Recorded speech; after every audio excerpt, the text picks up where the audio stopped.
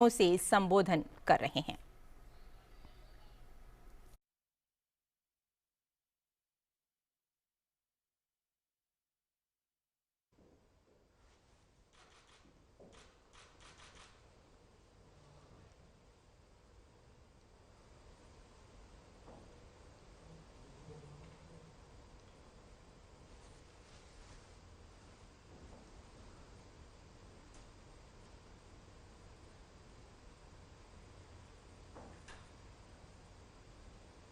सबसे पहले जयपुर के आराध्य गोविंद देव जी महाराज को मैं नमन करता हूं।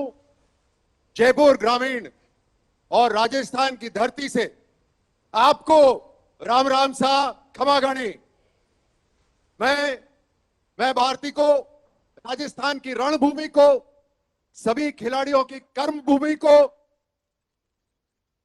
दोनों हाथ जोड़कर नमन करता हूं। साथ ही नमन करता हूं इस अद्वितीय क्षण को जिसमें हमारे खेल और हमारा यह खेल अभियान निश्चित ही एक महाखेल अभियान होने जा रहा है, क्योंकि आज से इस क्षण में हमसे जुड़ रहे हैं 130 करोड़ भारतीयों के आदर्श, सभी के हृदय सम्राट हमारे माननीय प्रधानमंत्री श्री नरेंद्र मोदी जी। आपका यहां होना आज के खेल आयोजन को महाखेल आयोजन इसलिए बनाता है क्योंकि जैसे आप हर भारतीय के दिल में मौजूद हैं, वैसे ही हर भारतीय जो चाहे दुनिया के किसी भी कोने में हो, आपके दिल में मौजूद रहता है। तो आज जो भी आप यहां देखेंगे, महसूस करेंगे, वो पूरी दुनिया में मौजूद हर भारतीय को महसूस होगा। और किसी भी खिलाड़ी के लिए इससे बड़ी कोई बात नहीं हो सकती। मैं खुद एक खिलाड़ी हूं और आज यहां हो रहे इस महाखेल आयोजन को देखकर यह दावे से कह सकता हूं कि आपका कार्यकाल खेल और खिलाड़ियों का स्वर्णिम युग लेकर आया है। मेरे दौर के खिलाड़ी साक्षी हैं कि पहले की सरकारों ने किस तरह खेलों की, खिलाड़ियों की दुर्दशा की थी। हमने वो दौर देखा है और आज खिलाड़ियों को मिलती सुविधाएं और सम्मान भी देख रहे हैं। वाकई तब और अभी के वक्त में जमीन आसमान का अंतर आ चुका है और ये सब कुछ सिर्फ आपके समावेशी नेतृत्व का ही नतीजा है। अगर मैं ये कहूं कि मैं आपके व्यक्तित्व में एक खेल के कप्तान, एक सेना के कमांडर और एक परिवार के मुखिया, तीनों की ही प्रतिभा देखता हूं, तो यह कोई अतिशयोक्ति नहीं होगी।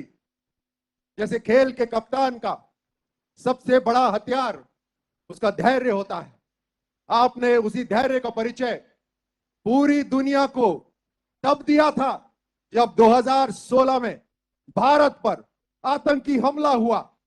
तब आपने खुद महाशक्ति समझने वाले देशों से कोई मदद नहीं मांगी, बल्कि संयम का इस्तेमाल करते हुए सही वक्त आने पर सर्जिकल स्ट्राइक करके दुश्मन को उसके घर में उसी की भाषा में मुंह तोड़ जवाब दिया था। आपको अपनी सेना पर पूरा भरोसा भी था।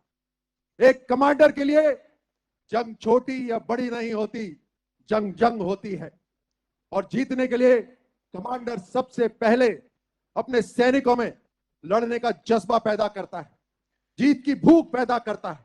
आपने भी देश के कमांडर की तरह एक साधारण सी दिखने वाली फिर भी देश की जटिल गंदगी की समस्या के खिलाफ जंग का ऐलान कर दिया था।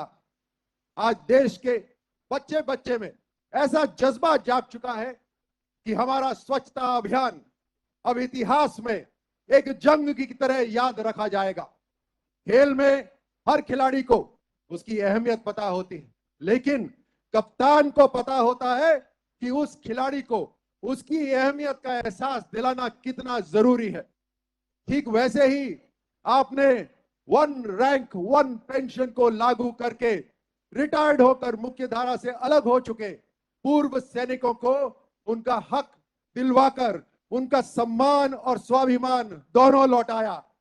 हर जवान के दिल में आपके इस कदम ने ऐसी जीत हासिल करी जो किसी भी चुनावी जीत से हमेशा कई गुना बड़ी रहेगी। हम सब जानते हैं कि खेल में रणनीति यानी स्ट्रैटेजी कितनी जरूरी होती है। खेल का कप्तान एक सही रणनीति के दम पर पूरे खेल का रुख बदल देता है। आपने भी एक सफल कप्तान की तरह देश के आर्थिक विकास का रुख अपनी उस एक रणनीति से बदल दिया जब आपने भारत की व्यवहारिक टैक्स व्यवस्था की जगह जीएसटी को लागू करने का फैसला लिया। जीएसटी के लागू होने से जो सालाना लाखों करोड़ों रुपए की आय देश को हुई टैक्स के माध्यम से हो रही है, उसी की वजह से करोड़ों गरीब लोगों को उनके पक्के मकान, पीने के लिए नल से साफ जल, 80 करोड़ लोगों को मुफ्त राशन, 50 करोड़ लोगों को मुफ्त इलाज और गरीब महिलाओं को एलपीजी कनेक्शन जैसी सुविधाएं मिल पा रही है। क्योंकि आप परिवार के मुखिया के रूप में हैं, हर किसी की चिंता करते हैं, आपने दर्द झेले हैं तो निवारण भी आपको आते हैं। आप सही मायने में देश के कमांडर हैं, क्योंकि जैसे सेना में जनरल के सिर्फ एक आह्वान पर फौज का हर जवान, सारे संसाधन, अस्त्र शस्त्र सब एक साथ लामबंद हो जाते हैं और बिना सवाल युद्ध में कूद पड़ते हैं, वैसे ही आपके एक आह्वान पर कोविड नामक प्रलय का सामना करने के लिए पूरा देश लामबंद हो गया था। आम जनता, डॉक्टर्स, पुलिसकर्मी, सफाई कर्मी सभी ने अपना अपना मोर्चा संभाल लिया और कोविड युद्ध में कूद पड़े। एक दूसरे की मदद करने के लिए आपने जो प्रोत्साहन दिया वही देश की सबसे बड़ी ताकत बना। इसी प्रोत्साहन के बल पर हमारे देश ने न सिर्फ बीमारी से लड़ने के लिए वैक्सीन बनाई बल्कि दूसरे देशों को भी मुहैया करवाई। इसलिए आज पूरी दुनिया आपको सिर्फ भारत के नहीं बल्कि पूरे विश्व के कमांडर के रूप में देखती है। भारत का सैनिक यह शपथ लेता है कि सबसे पहले राष्ट्र, फिर मेरे साथी और आखिर में मैं खुद। आपके नेतृत्व और व्यक्तित्व में हम हर रोज इसी शपथ को चरितार्थ होते देखते हैं। आपके व्यक्तित्व से मिली प्रेरणा को अगर मैं महान साहित्यकार गोपाल दास नीरज जी की पंक्तियों में समेटना चाहूं तो यह कहूंगा कि है नहीं दया स्वीकार अपनी भी, है नहीं दया स्वीकार अपनी भी, तुम मत मुझ पर कोई एहसान करो। मैं तूफानों में चलने का आदी हूं, मैं तूफानों में चलने का आदी हूं, तुम मत मेरी मंजिल आसान करो। मैं एक बार फिर से माननीय प्रधानमंत्री जी का दिल से धन्यवाद देता हूं और आभार व्यक्त करता हूं कि वो आज जयपुर ग्रामीण महाखेल आयोजन को आशीर्वाद देने के लिए हमारे साथ जुड़े हैं। आज के इस महाखेल की शुरुआत में हमारे कबड्डी के खिलाड़ी आपको अपना खेल दिखाना चाहते हैं। अगर आपकी अनुमति हो तो हम खेलों का शुभारंभ करें। धन्यवाद प्रधानमंत्री जी।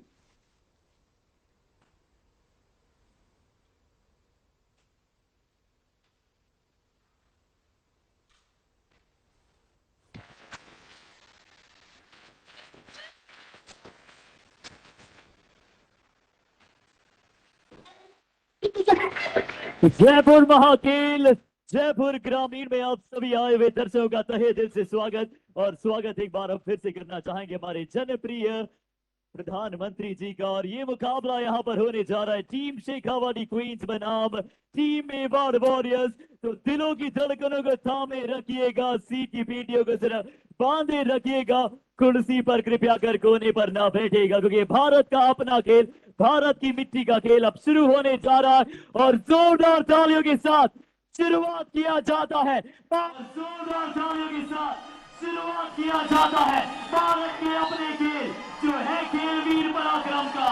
और पहली शुरुआत यहाँ पर करती हुई नजर आ रही है टीम येलो यानी मेवाड़ वॉरियर्स की रेडर। और चलिए टो टच के साथ पहली ही खिलाड़ी को यहाँ पर शिकार बनाकर अंक के साथ सुसज्जित किया है अपनी बारी को। और अब यहाँ पर शेखावाटी क्वींस नजर आएंगे आप सभी को जीत के लिए। देखिए किस प्रकार की यहाँ पर रेड लगाएंगे, राइट टू लेफ्ट तेजी के साथ ऊपर नीचे जा रही है यहाँ पर right to left, left to right तेजी के साथ। और एक और अंक कबड्डी के इस महाखेल में प्राप्त किया है टीम शेखावाटी क्वींस ने। अब मेवाड़ वॉरियर्स की अगली लीडर राइट लीडर है, शाकवर से यहाँ पर आई है खिलाड़ी, सीधा डाई लगाया था भावना ने और भावनाओं में यहाँ पर बहने का मौका बिल्कुल भी नहीं दिया है मेवाड़ वॉरियर्स ने टीम शेखावाटी क्वींस के विरुद्ध। कमाल का मुकाबला यहाँ पर आप सभी को देखने को मिल रहा है और इन युवा खिलाड़ियों को मौका मिल रहा है कि प्रधानमंत्री जी के समक्ष आप अपने उत्कृष्ट खेल का, उच्चतम खेल का यहाँ पर प्रदर्शन कर पाए। राइट रेड के साथ शुरू कर रही है मेवाड़ वॉरियर्स की एक और उत्कृष्ट खिलाड़ी, कैसा प्रदर्शन करेगी? एम्प्टी रेड के साथ यहाँ पर आई है परगी raid, right raid team Shekhawati Queens एक बार फिर से कितना बेहतर खेल का प्रदर्शन कर पाएंगे, आइए देखते हैं। नंबर 3 जर्सी भावना एक बार फिर से है तैयार। देखिए एम्प्टी रेड इसे कहते हैं कि कैसे आप अपनी परिपक्वता का यहाँ पर परिचय देते हैं। अब चलते हैं यहाँ से शेखावाटी क्वींस की तरफ, जहां पर राजस्थान, नखीलो राजस्थान का आप लोगो देखते हैं। बड़ा कमाल उत्कृष्ट यहाँ पर आप सभी को नजर आता है। देखिए राइट टू लेफ्ट के साथ अपनी भी राइट कॉर्नर, लेफ्ट कॉर्नर मुस्कान और शालिनी, थोड़ी सी मुस्कान यहाँ पर 5 ऑन की थी, पर अभी तक एंटी रेड का खेल नजर आया है। अगली रेड यहाँ पर एंकल होल्ड आता हुआ, एंकल होल्ड यहाँ पर आया है। लेफ्ट कवर राइट कवर का शानदार कॉम्बिनेशन, और इसे कहते हैं बुलंदियों पर कैसे पहुंचा जाए, ऐसे कवर के टैकल्स के साथ पहुंचा जाए। लीड पर जाने का प्रयास करती है दोनों ही टीमें, पर आप देखते हैं रेड में क्या उतनी समझ नजर आएगी, क्या समझदारी का खेल यहाँ पर आप सभी को नजर आ पाएगा। देखिए टक्कर लगाए हमारे सभी दर्शक देख ले, और यह है कमाल। इसलिए कहा जाता है कि हमारी भारतीय नारी सब पर भारी है। एक और बात जो है स्कीमिंग स्किल्स दर्शाई है, अगर बचना कोई आर्ट है तो ये खिलाड़ी धीरे धीरे एस्केप आर्टिस्ट बन रही है। देखते हैं अगली रेड राइट कॉर्नर के साथ टीम है तैयार, किस तरह से अब अगली जाएंगी। पर left corner number 10 Jersey Sonu मौजूद थी, सोनू का यहाँ पर आया है कमाल का एंकल होल्ड, और उसके पश्चात यहाँ पर दर्शा दिया है कनिका ने भी कि उनकी तैयारी किस प्रकार की है। अगली रेड एक बार है, क्या तैयारी है मेवाड़ वॉरियर्स बनाम शेखावाटी क्वींस, जयपुर ग्रामीण, जयपुर महाखेल। 6400 के लगभग खिलाड़ी ने यहाँ पर इस उत्कृष्ट प्रतियोगिता में अपना सर्वश्रेष्ठ खेल दर्शाया था, और अभी यहाँ पर अगली रेड की तरफ जा रही है येलो टीम यानी कि मेवाड़ वॉरियर्स। राजस्थान जिसे आप शूरवीरों की धरती कहते हैं, किक लगाने की कोशिश की थी यहाँ पर। देखते हैं फुट मूवमेंट कितना कमाल का है, फीट मूवमेंट बड़ा ही कमाल का इनका जाता हुआ प्रतीत हो रहा है, और अच्छा चलता हुआ मुकाबला, बहुत बेहतरीन अंदाज में मुकाबला यहाँ पर चल रहा है। अब देखते हैं कि कहां से शेखावाटी क्वींस धीरे धीरे इस मुकाबले में लीड बना पाएंगी, क्या इस लीड के साथ आगे की तरफ जा पाएंगी। और महाकाल से आज हमें आशीर्वाद लिया था, चाहे काशी कॉरिडोर की बात करें या फिर महाकाल कॉरिडोर, जितना चमक रहा है उतना ही चमक रहा है ये जयपुर है अपने जयपुर महाखेल के साथ। अगली रेड एक बार पुनः यहाँ पर मेवाड़ वॉरियर्स की उत्कृष्ट खिलाड़ी किक लगाने का प्रयास, क्या किक लगाती है, क्या हैंड टचेस करती है, स्किल्स का प्रॉपर मल्टीटास्किंग उपयोग यहाँ पर करती हुई और उपयोगिता दर्शा रही है। अपना अंदर जा रही है, बॉक्स लाइन को एक बार फिर से पार किया है, इस रीड को लीगल किया है, हैंड टच करने की कोशिश। और जैसा कि आप सभी जानते हैं कि हमारे माननीय प्रधानमंत्री जी का विजन है कि महिला वर्ग किस तरह से आगे बढ़ेगा खेल में, और भारत जैसे विश्व के सबसे बड़ा लोकतांत्रिक देश कहा जाता है, उसी देश को यहाँ पर खेल लोक में भी सबसे बड़ा बनाने का जो उनका विजन है वो लगातार आगे जा रहा है। और ये खिलाड़ियां बता रही है कितना कमाल का प्रदर्शन लगातार दिखा रही है। एक और बार किक लगाई है लेफ्ट कॉर्नर राइट कॉर्नर पर कमाल के साथ, और एक और अंक यहाँ पर अर्जित किया है अपनी टीम के लिए शेखावाटी क्वींस। एक बार फिर से कप्तान कनिका नंबर 9 जर्सी निशा भी है तैयार, देखते हैं कि अब किस तरह से हर्षिता सभी को हर्षित कर पाएंगी। और इस बार चक्रव्यूह बनाया गया था राइट कॉर्नर से अनीता की जोड़ी आई थी पलक के साथ, राइट कवर राइट कॉर्नर से चक्रव्यूह को बनाया और इस चक्रव्यूह में फंसाया शेखावाटी क्वींस की रेडर को। 4 खिलाड़ी महज मौजूद हैं, बोनस ऑफ है, 4 खिलाड़ियों में क्या यहाँ पर बाउंस बैक कर पाएंगे। काउंटर अटैक हमेशा ऐतिहासिक होता है, ऐतिहासिक क्षण यहाँ पर चल रहा है, और ये लास्ट रेड इस मुकाबले की चल रही है, और इस रेड में यहाँ पर मेवाड़ वॉरियर्स की टीम की सोनू ने इतिहास रच दिया है। ऐतिहासिक क्षण में जब कबड्डी की दीवानगी लिखा जाएगी, हमेशा लिखा जाएगा शानदार प्रदर्शन, और सभी कबड्डी के खिलाड़ियों को तहे दिल से हम धन्यवाद देते हैं। क्या कमाल का खेल यहाँ पर खेला है। आज और मैं चाहूंगा सबसे पहले जोरदार तालियां हो जाए हमारे सभी खिलाड़ी। परम सौभाग्य के दिवस है कि आज हमारे बीच में देश दुनिया के ग्लोबल लीडर 100% देश को समर्पित हमारे प्रिय प्रधानमंत्री जी श्रीमान नरेंद्र मोदी जी हमारे मध्य उपस्थित हैं। और अब हम हमारे जनप्रिय प्रधानमंत्री जी से आग्रह करेंगे कि जयपुर महाखेल के उत्कृष्ट खिलाड़ियों को आप अपने आशीर्वचन प्रदान कीजिए।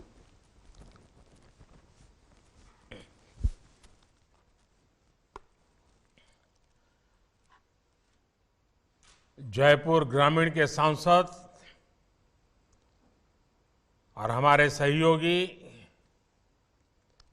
भाई राजवर्धन सिंह राठौड़, सभी खिलाड़ी, कोचगण और मेरे युवा साथियों, सबसे पहले तो जयपुर महाखेल में मेडल जीतने वाले, इस प्रतियोगिता में शामिल होने वाले प्रत्येक खिलाड़ी, कोच और उनके परिजनों को बहुत बहुत बधाई। आप सब जयपुर के खेल मैदान में केवल खेलने के लिए नहीं उतरे, आप जीतने के लिए भी उतरे और सीखने के लिए भी उतरे। और जहां सीख होती है वहां जीत अपने आप सुनिश्चित हो जाती है। खेल के मैदान से कभी कोई खिलाड़ी खाली हाथ नहीं लौटता। साथियों, अभी हम सभी ने कबड्डी के खिलाड़ियों का शानदार खेल भी देखा। मैं देख रहा हूं आज के इस समापन समारोह में कई ऐसे चेहरे मौजूद हैं जिन्होंने खेलों में अंतर्राष्ट्रीय स्तर पर भारत का नाम रोशन किया है। एशियन गेम्स के मेडलिस्ट राम सिंह दिख रहे हैं, ध्यानचंद खेल रत्न से सम्मानित पैरा एथलीट भाई देवेंद्र झांझड़िया दिख रहे हैं, अर्जुन अवॉर्डी साक्षी कुमारी और अन्य सीनियर खिलाड़ी भी हैं। यहां आए खेल जगत के इन सितारों को जयपुर ग्रामीण के खिलाड़ियों का उत्साहवर्धन करते देख मुझे बड़ी प्रसन्नता हो रही है। साथियों, आज देश में खेल प्रतिस्पर्धाओं और खेल महाकुंभों का जो सिलसिला शुरू हुआ है वो एक बड़े बदलाव का प्रतिबिंब है। राजस्थान की धरती तो अपने युवाओं के जोश और सामर्थ्य के लिए ही जानी जाती है। इतिहास गवाह है, इस वीर धरा की संतान ने रणभूमि को भी अपने शौर्य से खेल का मैदान बना देती है। इसलिए अतीत से लेकर आज तक जब भी देश की रक्षा की बात आती है तो राजस्थान के युवा कभी किसी के पीछे नहीं होते हैं। यहां के युवाओं के इस शारीरिक और मानसिक सामर्थ्य को विकसित करने में राजस्थानी खेल परंपराओं का बड़ा योगदान रहा है। सैकड़ों वर्षों से मकर संक्रांति पर आयोजित होने वाला खेल दड़ा हो या बचपन की यादों से जुड़े सितोलिया, रुमाल जपटा जैसे परंपरागत खेल हो, ये राजस्थान की रग रग में रचे बसे हैं। इसलिए इस राज्य ने देश को कितनी ही खेल प्रतिभाएं दी हैं, कितने ही मेडल देकर तिरंगे की शान को बढ़ाया है। और आप जयपुर वालों ने तो, आपने तो सांसद भी ओलंपिक पदक विजेता चुना है। मुझे खुशी है कि राजवर्धन सिंह राठौड़ जी, उनको देश ने जो दिया है उसे वो सांसद खेल स्पर्धा के जरिए नई पीढ़ी को लौटाने का काम कर रहे हैं। हमें इन प्रयासों को और विस्तार देना है ताकि इसका प्रभाव और भी व्यापक हो। जयपुर महाखेल का सफल आयोजन हमारे ऐसे ही प्रयासों की अगली कड़ी है।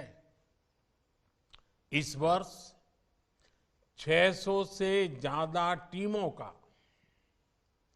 6,500 युवाओं का इसमें भाग लेना इसकी सफलता का प्रतिबिंब है।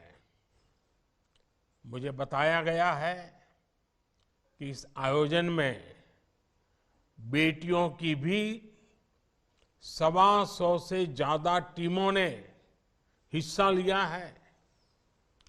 बेटियों की ये बढ़ती हुई भागीदारी एक सुखद संदेश दे रही है। साथियों, आजादी के इस अमृत काल में देश नई नई परिभाषाएं गढ़ रहा है, नई व्यवस्थाओं का निर्माण कर रहा है। देश में आज पहली बार खेलों को भी सरकारी चश्मे से नहीं बल्कि खिलाड़ियों की नजर से देखा जा रहा है। मैं जानता हूं, युवा भारत की युवा पीढ़ी के लिए असंभव कुछ भी नहीं है। युवाओं को जब सामर्थ्य, स्वाभिमान, स्वावलंबन, सुविधा और संसाधन की शक्ति मिलती है तो हर लक्ष्य आसान हो जाता है। देश की इस अप्रोच की झलक इस बार की बजट में भी दिखाई दे रही है। इस बार देश के बजट में खेल विभाग को करीब 2500 करोड़ रुपए का बजट मिला है, जबकि 2014 से पहले खेल विभाग का बजट 800 साढ़े 800 करोड़ रुपए के आसपास ही रह जाता था। यानी 2014 के मुकाबले देश के खेल विभाग के बजट में लगभग 3 गुना बढ़ोतरी हुई है। इस बार अकेले खेलो इंडिया अभियान के लिए ही 1000 करोड़ रुपए से ज्यादा बजट दिया गया है। ये ऐसा खेल से जुड़े हर क्षेत्र से में संसाधनों और सुविधाओं का निर्माण करने की दिशा में काम आएगा। साथियों, पहले देश के युवाओं में खेल का जज्बा तो होता था, प्रतिभा भी होती थी, लेकिन अक्सर संसाधन और सरकारी सहयोग की कमी हर बार आड़े आ जाती थी। अब हमारे खिलाड़ियों की इस चुनौती का भी समाधान किया जा रहा है।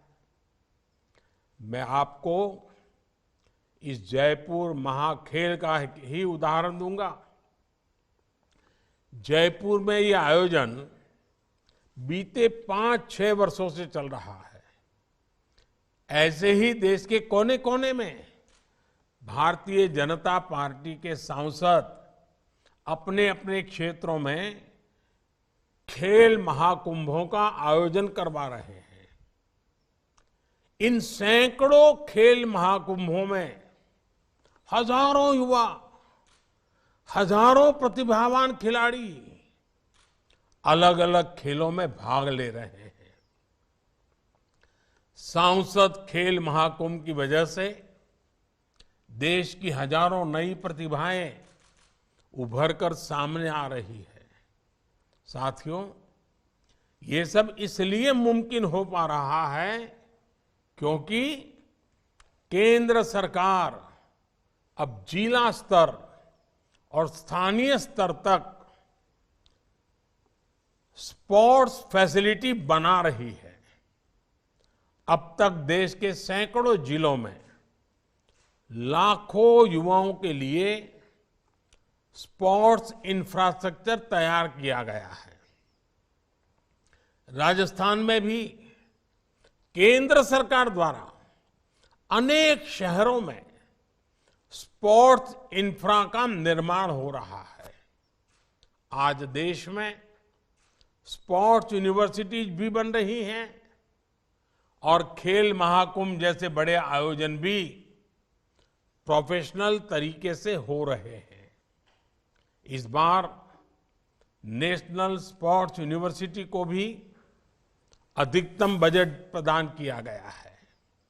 हमारा प्रयास है कि स्पोर्ट्स मैनेजमेंट और स्पोर्ट्स टेक्नोलॉजी से जुड़ी हर विद्या को सीखने का माहौल बने, जिससे युवाओं को इस क्षेत्र में कैरियर बनाने का अवसर मिलेगा।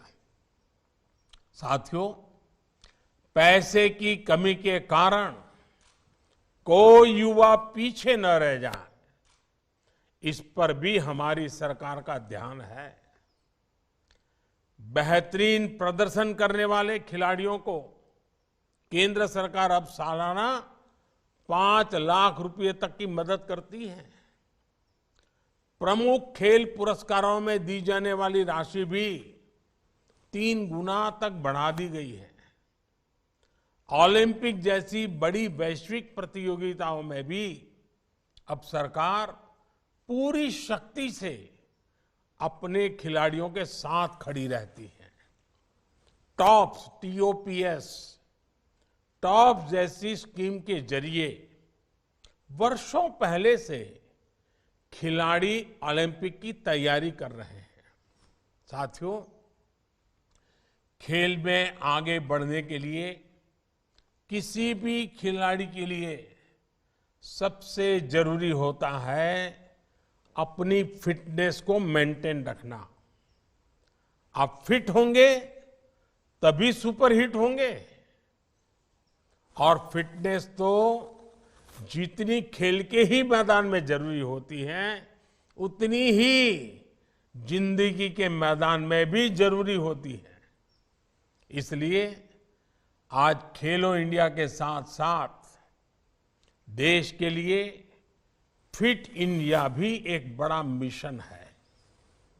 हमारी फिटनेस में बहुत बड़ी भूमिका हमारे खान पान की, हमारे पोषण की भी होती है। इसलिए मैं आप सबसे एक ऐसे अभियान की चर्चा भी करना चाहता हूं जिसकी शुरुआत तो भारत ने की, लेकिन अब वो एक ग्लोबल कैंपेन बन गया है। आपने सुना होगा, भारत के प्रस्ताव पर यूनाइटेड नेशंस UN वर्ष 2023 को इंटरनेशनल मिलेट ईयर के तौर पर मना रहा है। और राजस्थान तो मिलेट्स यानी मोटे अनाजों की एक बेहद समृद्ध परंपरा का घर है और अब देशव्यापी उसकी पहचान बने, इसलिए ये मोटे अनाज को श्री अन्न इस नाम से लोग जाने, ये बहुत आवश्यक है। इस बार बजट में भी इस बात का उल्लेख किया गया है। ये सुपर फूड है, ये श्री अन्न है और इसलिए राजस्थान का श्री अन्न बाजरा, श्री अन्न ज्वार ऐसे अनेक मोटे अनाज ये श्री अन्न के नाम के साथ अब जुड़ गए हैं, उसकी पहचान है। और ये कौन नहीं जानता जो राजस्थान को जानता है, ये हमारे राजस्थान का बाजरे का खिचड़ा और चूरमा क्या कोई भूल सकता है क्या? मेरा आप सभी युवाओं से विशेष आह्वान होगा, आप अपने खाने में श्री अन्न यानी कि मोटे अनाजों को तो शामिल करें। इतना ही नहीं, स्कूल, कॉलेज, युवा पीढ़ी में खुद ही उसके ब्रांड एम्बेसडर बन करके लग पड़िए।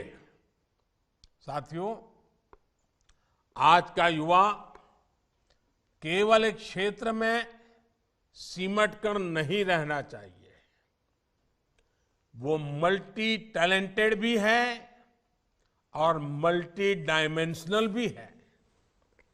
देश भी इसलिए युवाओं के सर्वांगीण विकास के लिए काम कर रहा है। एक और युवाओं के लिए आधुनिक स्पोर्ट्स इंफ्रास्ट्रक्चर बन रहा है, तो साथ ही बच्चों और युवाओं के लिए नेशनल डिजिटल लाइब्रेरी का भी प्रस्ताव इस बजट में किया गया है। नेशनल डिजिटल लाइब्रेरी के जरिए विज्ञान, इतिहास, समाजशास्त्र, संस्कृत जैसी भाषाएं, हर विषय की किताबें शहर से गांव तक हर स्तर पर डिजिटली उपलब्ध होगी। ये आप सबके लर्निंग एक्सपीरियंस को नई ऊंचाई देगा। सारे रिसोर्सेस आपके कंप्यूटर और मोबाइल पर उपलब्ध करवाएंगे। साथियों, स्पोर्ट्स केवल एक विद्या ही नहीं है, स्पोर्ट्स एक बहुत बड़ी इंडस्ट्री भी है। स्पोर्ट्स से जुड़ी चीजें और संसाधन बनाने से बड़ी संख्या में लोगों को रोजगार भी मिलता है। ये काम ज्यादातर हमारे देश में लघु उद्योग, एमएसएमईज करते हैं।